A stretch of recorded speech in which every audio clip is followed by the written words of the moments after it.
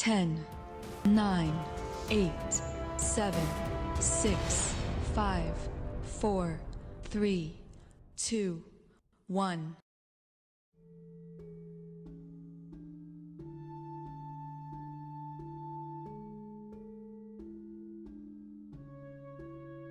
Halo, perkenalkan aku Yosua Wirabudira Harjo. Aku dari Angkatan 2019, Fakultas Bisnis dan Ekonomika, Program Studi Manajemen. Perkenalkan, nama saya Joshua Adonai Arutmatimena, Angkatan 2018, Fakultas Bisnis Ekonomi, Prodi Manajemen. Halo semuanya, perkenalkan aku Alberto William Teja Sukmana, Angkatan 18 dari Fakultas Bisnis dan Ekonomika, Prodi Akuntansi. Salam kenal semuanya. Halo semuanya, perkenalkan nama saya Sharon Duerti, Angkatan 2018 dari Fakultas Bisnis dan Ekonomika, Prodi Akuntansi Internasional. Perkenalkan, nama saya Gayatri Kusumarini, saya Angkatan 2018 dari Fakultas Bisnis dan Ekonomika, Prodi Akuntansi. Halo teman-teman, perkenalkan, nama saya Angelika Sabrina Elizabeth, Angkatan 18 dari Fakultas Teknobiologi dan Prodi Biologi. Nama saya Cindy Aprilia Aminoto, Angkatan 2018 dari Fakultas Teknik, Prodi Arsitektur. Perkenalkan, nama saya Abraham Bersian, biasa Panjano, dari Prodi Hukum Fakultas Hukum Matematika Jakarta, Angkatan 2018. Salam kenal semuanya. Halo semuanya, perkenalkan saya Farah Marieta Adam, Angkatan 2018 dari Fakultas Teknik Program Studi Teknik Sipil. Halo semua, perkenalkan nama aku Johannes Dolakamba, Angkatan 2019 dari Fakultas Teknologi Industri, Program Studi Informatika.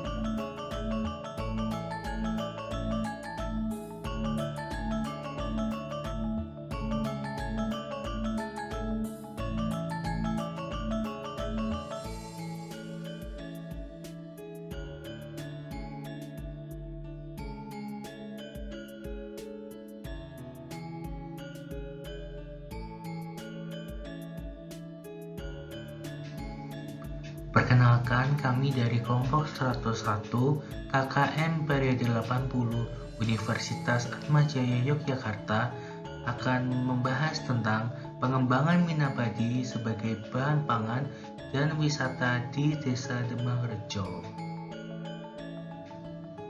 Bagian pertama, Minapadi. Pengembangan Minapadi sebagai bahan pangan dan wisata di Desa Demangrejo. Minapadi sendiri berasal dari kata mina, yang berarti ikan dan padi.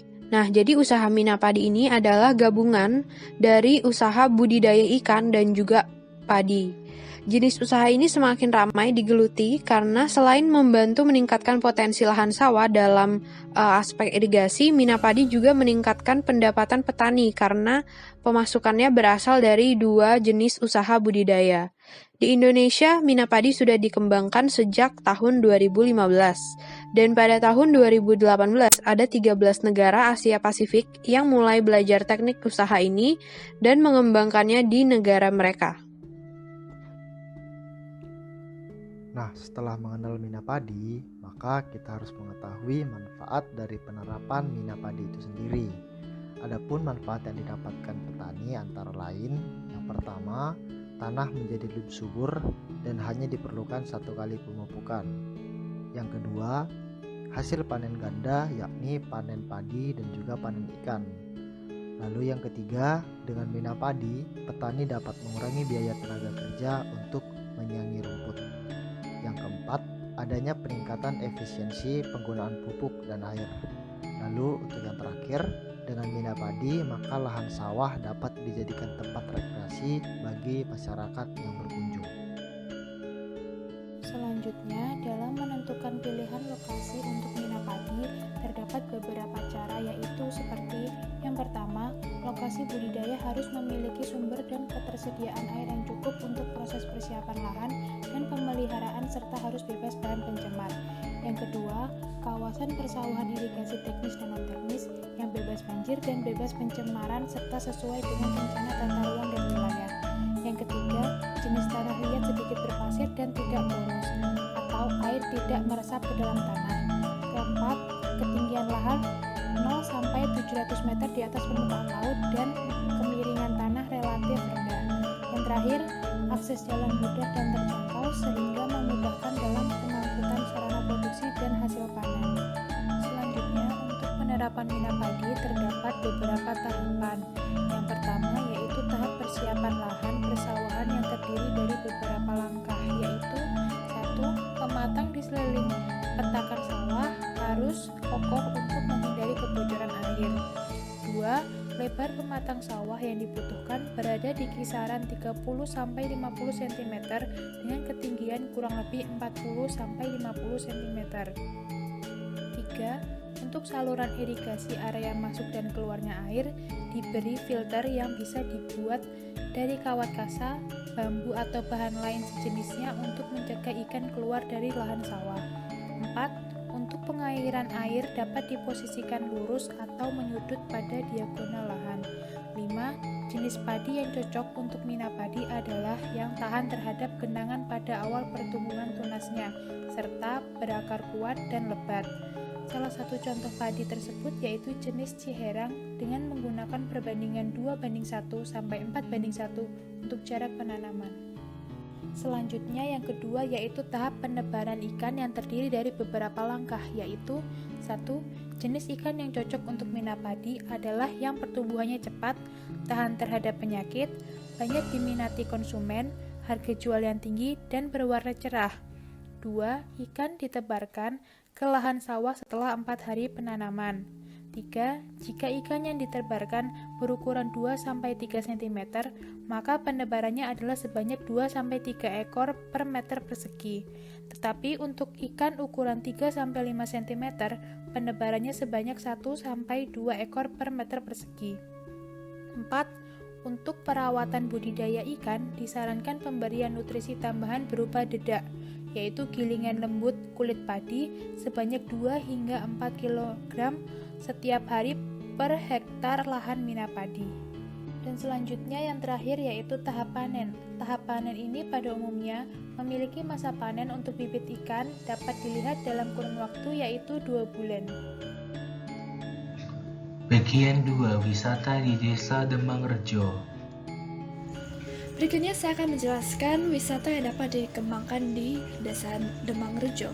Sebelum itu, saya akan menjelaskan mengenai pengertian dari pariwisata itu tersendiri.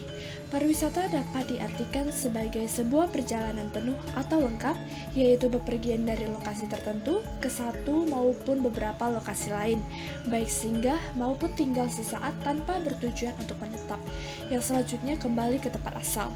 Menurut Undang-Undang Nomor 10 Tahun 2009, Pasal 1 tentang kepariwisataan, pengertian dari pariwisataan adalah berbagai macam kegiatan wisata dan didukung berbagai fasilitas serta layanan yang disediakan oleh masyarakat, pengusaha, pemerintah, dan pemerintah daerah. Desa Demangrejo memiliki berbagai daya tarik yang dapat dikembangkan, yaitu pertama, Waduk Kembah Semi.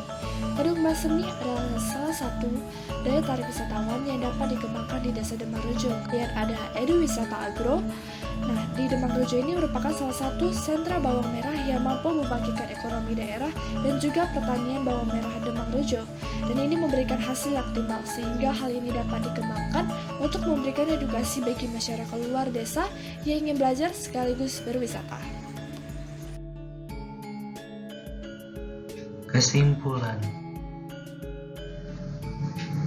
Minapadi dikenal sebagai suatu bentuk usaha tani yang memanfaatkan perairan sawah yang dikelilingi oleh tanaman padi sebagai kolam untuk pengembangan budidaya ikan dan melancarkan usaha padi.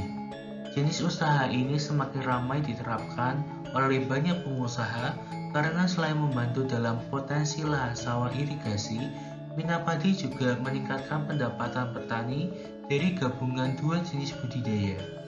Desa Demangrejo memiliki potensi yang dapat dijadikan daya tarik wisata seperti Waduk Mbah Semi dan Edu Wisata Agro.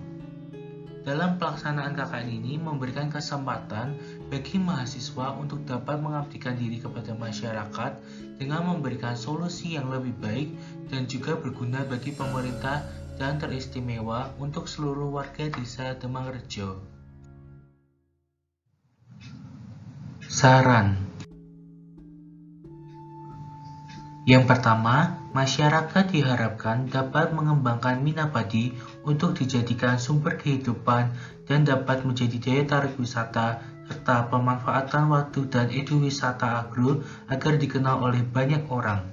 Yang kedua, pemerintah setempat diharapkan dapat berkoordinasi dengan masyarakat dalam bentuk edukasi tentang pengembangan Minapadi serta daya tarik wisata dengan menggunakan teknologi yang canggih ini.